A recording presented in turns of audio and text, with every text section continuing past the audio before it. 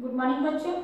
आज हम लोग इतिहास विषय में अध्याय 5 भारतीय समाज में नए विचार इस पाठ को पढ़ेंगे। इस पाठ में जो है हमारे समाज में जो समाज सुधारक हुए थे उनकी विचारधारा समाज के प्रति किस प्रकार की थी, कैसे कैसे विचार जो उनके थे और जिसके द्वारा उन्होंने समाज में सुधार लाया उसको हम पढ़ेंगे।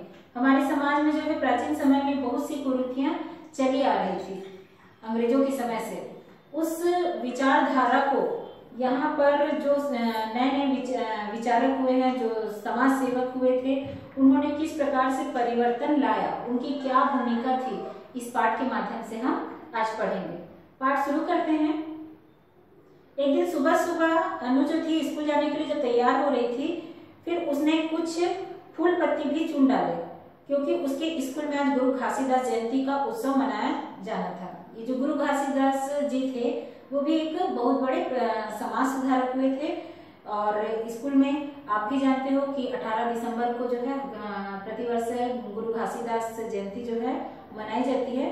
तो वैसे ही यहाँ पर इस बच्ची को भी बताया जा रहा है कि गुरु घासीदास जयंती मनाई जा रही थी, जिसके लिए वह फूल चुन रही थी।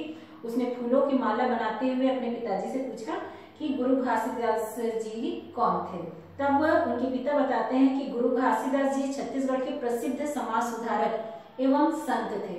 समाज सुधारक के साथ साथ में जो कबीर पंथ के जो हैं उनके संत भी हुए हैं। उनका जन्म जो था 18 दिसंबर 1756 ईस्वी में रायपुर जिले के, वर्तमान में जो बलौदाबाजार जिला है, वहां की गिरौदपुरी गांव में हुआ था। उन्होंने तपस्या के द्वारा सत्य का ज्ञान प्राप्त किया और सतनाम पंथ चलाया। उन्होंने कठोर तपस्या की, जैसे कि हम लोग स्वामी महावीर गौतम बुद्ध के बारे में 6वीं कक्षा में पढ़े हैं, वैसे ही यहाँ पर जो सतनाम पंथ के जो ये हुए थे, संत हुए थे गुरु घासीदास जी, उन्होंने क्या सत्य का ज्ञान प्राप्त किया कठोर तपस्या करने के बाद में, और उसके दरमियान उन्होंने सतनाम पंथ जो है चलाया। वे सत्य को ही ईश्वर का रूप मानते थे। उनके विचार में सभी जाति और धर्म जो था समान थे। यह समय उस समय की थी, मतलब यह बात जो है 19वीं सदी की है, जब देश के सामाजिक, धार्मिक, सांस्कृतिक, आर्थिक और राजनीतिक क्षेत्र में अनेक नए विचारों का प्रसार हो रहा था। समाज में क्या होता है, सामाजिक क्षेत्र में बोलो या धार्मिक क्षेत्र में या संस्कृति के क्षेत्र में, आर्थिक या राजनीतिक क्षेत्र में बोलो, उस समय नए नए विचारक जो हैं समाज में आ रहे थे, विचारों में परिवर्तन हो रहा था। नव जागरण का मुख्य प्रभाव सामाजिक एवं धार्मिक क्षेत्रों पर भी हुआ था। अब नव जागरण क्या है?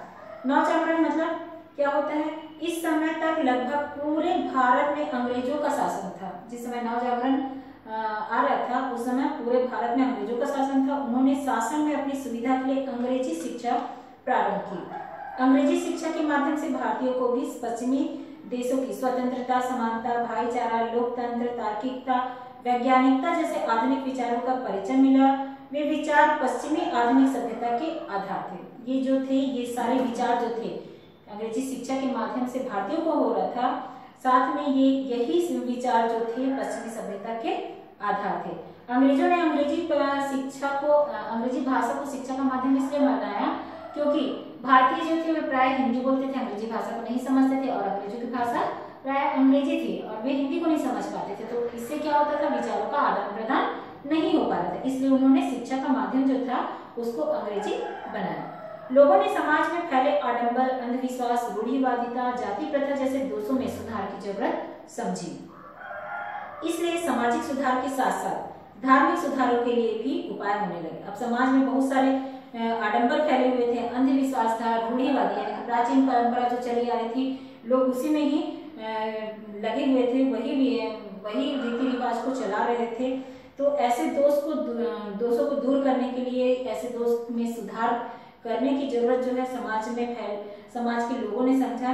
इसलिए सामाजिक सुधार के साथ साथ उन्होंने धार्मिक सुधार के लिए भी उपाय करना प्रारंभ किया।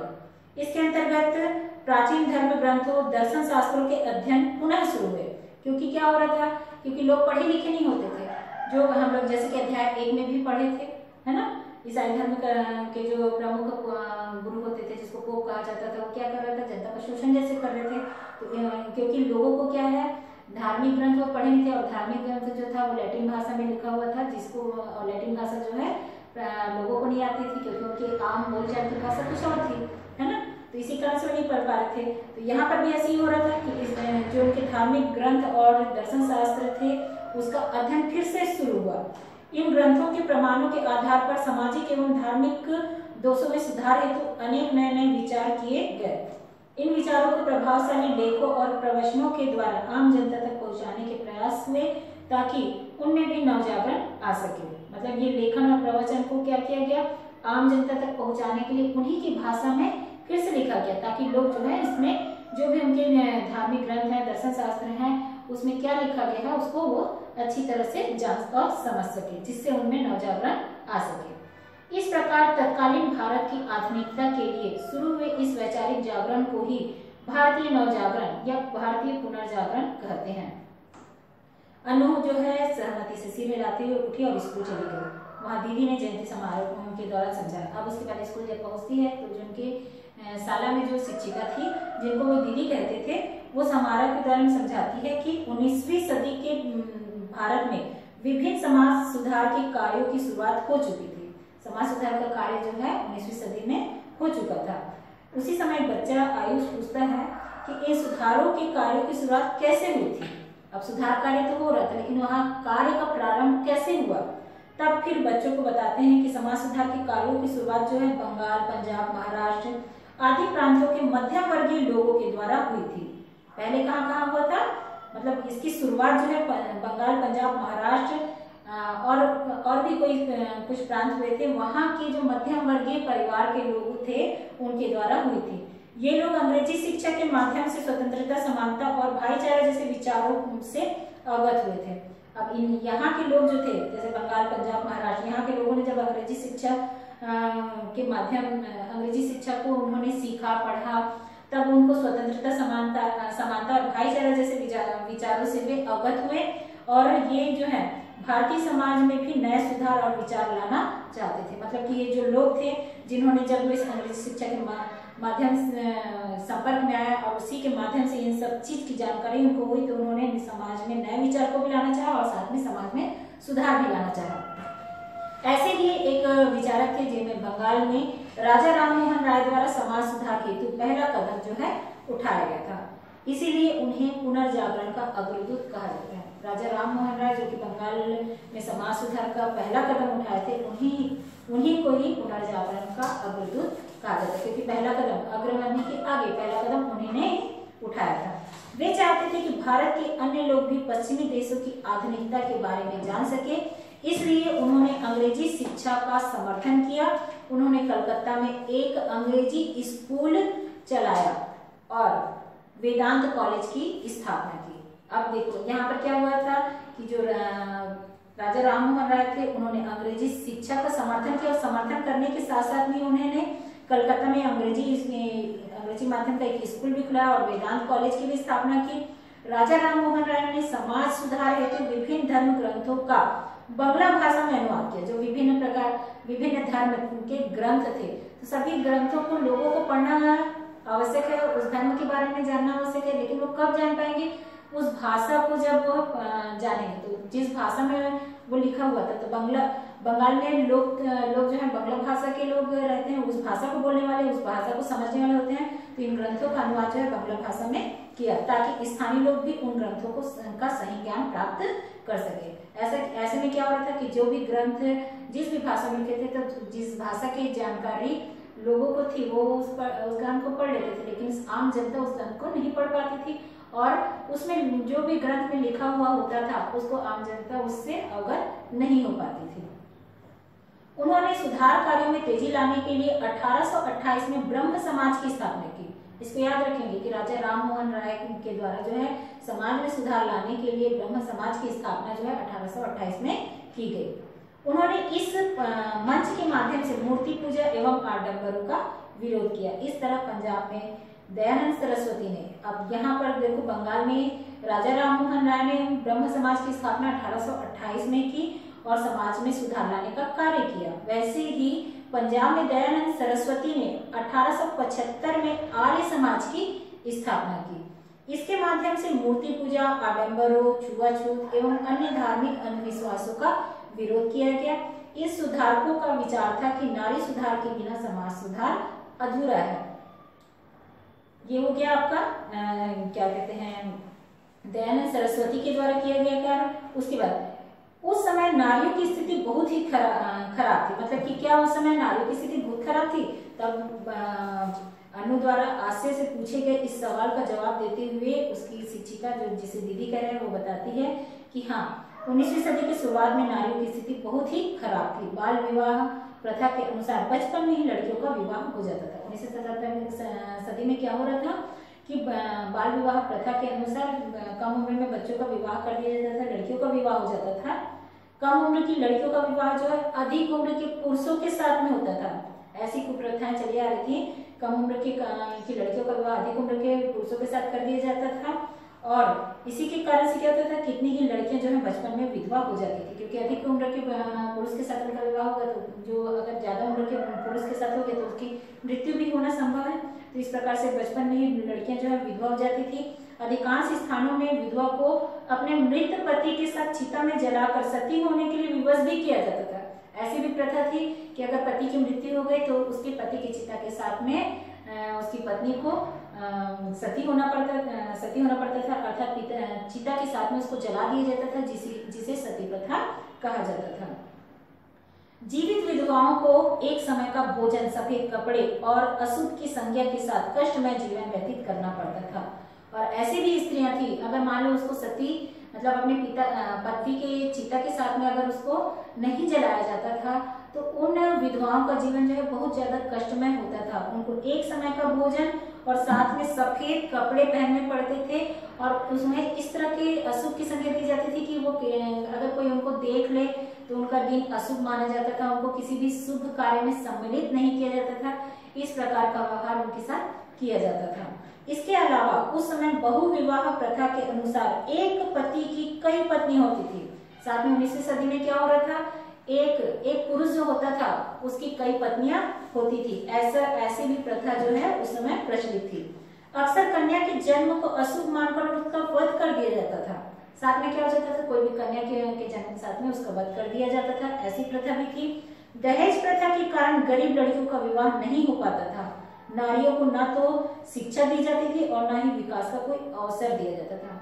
यहाँ पर देखिए कितना मतलब स्त्रियों के साथ में या उनका शोषण हो रहा है एक प्रकार से। ऐसी प्रथा जो थी जिसके कारण से नारियों को कितना अपने आप में हीन भाव से वो ग्रसित थी और उनका विकास जो है किसी भी प्रकार से नहीं हो पा रहा था। इन सब कारणों से समाज में उनका कोई भी स्वतंत्र अस्तित्व नहीं था। अब जब वह न ही पढ़ी लिखी होती थी, न ही उनको कोई विकास का अवसर दिया जाता था, दहेज प्रथा के कारण से कई लड़कियों का विवाह नहीं हो पाता था, या फिर जिनका विवाह होता था तो कम उम्र की लड़कियों का अधिक उम्र के पुरुषों के साथ विवाह कर दिया जाता था। साथ में ऐसा भी होता था कि अगर पुरुष की मृत्यु हो जाती थी तो मृत्यु के बाद में उसे कष्टमय जीवन व्यतीत करना पड़ता था। ऐसा उनका मतलब जीविका चलता था। लेकिन अब ऐसा नहीं है। आज के समाज में महिलाओं को विकास के कई अवसर मिल रहे हैं। अब थोड़ा परिवर्तन मतलब समाज में समाज सुधारक हुए तो समाज में परिवर्तन भी आए, और आज के समय में ऐसा अब नहीं होता है। ये सब समाज सुधारकों के जोरदार प्रयासों से ही संभव हुआ है। मतलब इनके लंबे संघर्ष करने के बाद में समाज में जो है सुधार हुआ है। सबसे पहले राजा राम मोहन राय यानी कि राजा राम मोहन राय ने सती प्रथा को बंद करवाने के लिए समाज में विचार वाद विवाद प्रारंभ कर दिया। अब सोचो इतनी बड़ी जो प्रथा सदैव से चली आ रही है उसके लिए आवाज उठाना और उसके लिए समाज में जो रूढ़िवादी यानी कि बड़े बुजुर्गों से लड़ना बहुत बड़ी बात होती है। इसमें शास्त्रों के प्रमाणों के आधार पर सती प्रथा को अमानवीय और धर्म विरुद्ध बताने की कोशिश की गई। और जो है यहाँ पर जो रूढ़िवादी लोग थे, जो समाज के बड़े बड़े पद पर बैठे हुए थे, उन लोगों से राजा राम मोहन राय ने इसके लिए लड़ा, और उसके बाद में लड़ने के लिए उन्होंने ये भी शास्त्रों का सहारा लिया। शास्त्र में के जो प्रमाण है उसको यहाँ पर उसका आधार मान करके सती प्रथा को अमानवीय और धर्म के विरुद्ध बता करके इस प्रथा को बंद कराने का प्रयास किया। उन्होंने इस अमानवीय प्रथा को बंद कराने के लिए अंग्रेजी सरकार से भी प्रार्थना की। इन्हीं प्रयासों के कारण अंततः सन 1829 ईस्वी में गवर्नर जनरल विलियम बेटिंक ने सती प्रथा को बंद करने के लिए एक कानून लागू किया। इसको भी याद रखेंगे कि सती प्रथा कब बंद हुआ, तो 1829 में बंद हुआ और किस गवर्नर जनरल के द्वारा लागू किया गया था, उसका नाम याद रखेंगे कि विलियम बेटिंक के द्वारा। इसके बाद देखिए दयानंद सरस्वती ने भी बाल विवाह, कन्यावध आदि प्रथा का विरोध किया। उन्होंने विधवा पुनर्विवाह, नारी शिक्षा का समर्थन किया। हम लोग अभी जो पढ़ रहे थे कि सती प्रथा बंद कराने, तो ये जो था राजा राममोहन के द्वारा किया गया कार्य था, लेकिन अब सती प्रथा के दयानंद सरस्वती को भी पढ़ रहे थे, जिन्होंने आर्य समाज की स्थापना की थी। दयानंद सरस्वती के द्वारा बाल विवाह पर, कन्यावध पर विरोध किया गया और उसके बाद में विधवाओं का पुनर्विवाह करके और नारी शिक्षा का समर्थन किया था। लेकिन विधवाओं का दोबारा विवाह कैसे संभव हो सका, ये भी एक प्रश्न है। इन्होंने तो प्रयास किया, जिस प्रकार से यहाँ पर राजा राममोहन राय ने सती प्रथा के लिए प्रयास किया, तो वो एक कानून बन गया। जब विलियम बेटिंक गवर्नर जनरल बनकर आए 1829 में, तो उसके लिए एक कानून बन गया, जब सती प्रथा बंद कराया गया। अब इन्होंने जब ये इस कार्य को करने के लिए कार्य कैसे संभव हुआ, तब क्या हुआ था, उस समय जो बंगाल में ईश्वरचंद्र विद्यासागर नामक समाज सुधारक हुए, उन्होंने विधवा पुनर्विवाह को वैध बनाने के लिए अपना सारा जीवन उसी में ही लगा दिया। उनके इस आंदोलन को बंगाल में व्यापक समर्थन मिला। अब समर्थन भी उनको मिल रहा है। इसके अलावा महाराष्ट्र में पंडित विष्णु शास्त्री ने स्वयं एक विधवा से विवाह कर समाज में उदाहरण प्रस्तुत किया। अब हमेशा अक्सर ऐसे बात होता है, समाज सुधारक तो बहुत होते हैं, समाज में बड़ी बड़ी बातें करने वाले भी लोग बहुत होते हैं, लेकिन ऐसे लोग भी होते हैं जो इस चीज को करने के लिए उनको स्वयं आगे बढ़ना पड़ता था। ऐसे एक समाज सुधारक हुए पंडित विष्णु शास्त्री, उन्होंने स्वयं एक विधवा से विवाह करके उसका उदाहरण प्रस्तुत किया। रामकृष्ण गोपाल भंडारकर ने रूढ़िवादियों के विरोध के बावजूद अपनी विधवा बेटी का विवाह करवाया। महादेव गोविंद रानडे ने भी इसका समर्थन किया। आंध्र प्रदेश में भी वीरेशलिंगम द्वारा विधवा पुनर्विवाह का समर्थन किया गया। मतलब ये सारे जो हैं विधवाओं का विवाह करवाने के लिए इन्होंने किस प्रकार से समर्थन दिया। परिणाम स्वरूप क्या हुआ कि सन 1856 में विधवा पुनर्विवाह कानून लागू हो गया। यहाँ पर भी अब विधवा पुनर्विवाह कानून मतलब विधवाओं का पुनः विवाह फिर से किया जाए, इसके लिए फिर से कानून जो है बन गया। यहाँ तक हम आज पढ़े हैं। अब आगे का जो बचा हुआ है हम उसको आगे की क्लास में पढ़ेंगे।